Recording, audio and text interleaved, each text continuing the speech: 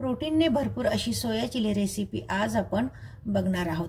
अगदी सोपी करायला रेसिपी आहे ही, कमी साहित्यामध्ये व खूप कमी वेळेमध्ये ही तयार होते। चला सुरुवात करूया। त्यासाठी इथे मी 70 ते 80 ग्रॅम सोया वडी घेतलेली आहे। गॅसवरती आता एका भांड्यामध्ये पाणी उकळण्यासाठी ठेवलेलं आहे। पाण्याला उकळी आली की गॅस बंद करायचा व ही वडी यामध्ये घालून घ्यायची। 10 ते 15 मिनिटांसाठी ही वडी अशीच यामध्ये ठेवून द्यायची। इथे मी 3 हिरवी मिरची घेतलेली आहे। या प्रकारे मी तिला कट करून घेतलेली आहे। मीडियम साईजची एक ढोपळी मिरची घेतलेली आहे, तिचे मी असे काप करून घेतलेले आहेत। तसेच मीडियम साईजचा एक कांदा घेतलेला आहे। कांदा पण या साईज मध्ये मी कट करून घेतलेला आहे। कांद्याच्या पाकळ्या अशा आता हे सगळ्या वेगळ्या करून घ्यायच्यात। आता सोया वडी आपली थंड झालेली आहे। हिला आता आपण पाण्यामधनं काढून घ्यायची। हिच्यामधलं सर्व पाणी आपण निथळून घ्यायचंय। हाताने या प्रकारे आपण हिच्यातलं असं पाणी सर्व काढून घेणार आहोत। जास्ती पण हिला कोरडी करायची नाही, थोडासा ओलावा याच्यामध्ये राहू द्यायचा, कारण जे आपण याच्यावरती मसाले घालणार आहोत ते हिच्यावरती चांगल्या प्रकारे कोट झाले पाहिजेत। आता यावरती आपण मसाले घालून घेणार आहोत। चवीनुसार यामध्ये अगोदर मीठ घालायचंय। पाव चमचा काळी मिरीची पूड घातलेली आहे।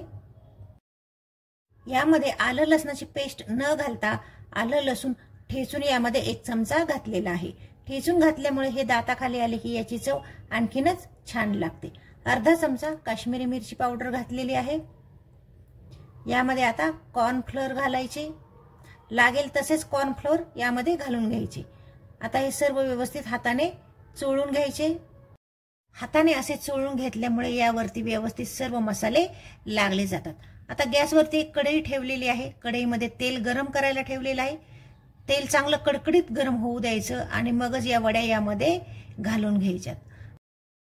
गॅसची फ्लेम मोठी ठेवूनच ह्या वड्या तळून घ्यायच्यात। साधारण 3 ते 4 मिनिटांमध्येच या क्रंची अशा वड्या तयार होतात।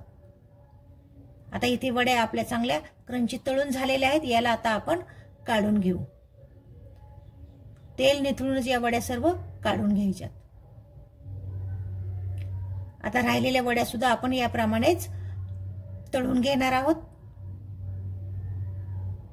इथे सर्व वड्या आपल्या चांगल्या तळून झालेल्या आहेत। यामध्ये 2 चमचे तेल घेतलेले आहे। तेल गरम झालं की अर्धा चमचा बारीक चिरलेला लसूण व अर्धा चमचा बारीक चिरलेलं आलं यामध्ये घातलेलं आहे। हे व्यवस्थित परतून घेऊ। बारीक चिरलेली ही हिरवी मिरची यावरती आता घातलेली आहे। हिला पण आपण व्यवस्थित परतून घ्यायची। आता यावरती चिरून ठेवलेली सिमला मिरची व कांदा यामध्ये घालून घ्यायचा आहे। हा छान 10 सेकंद ते 15 सेकंद तेलामध्ये परतून घ्यायचंय। आता यावरती चवीनुसार मीठ घातलेलं आहे। व्यवस्थित हे परतून घेऊ।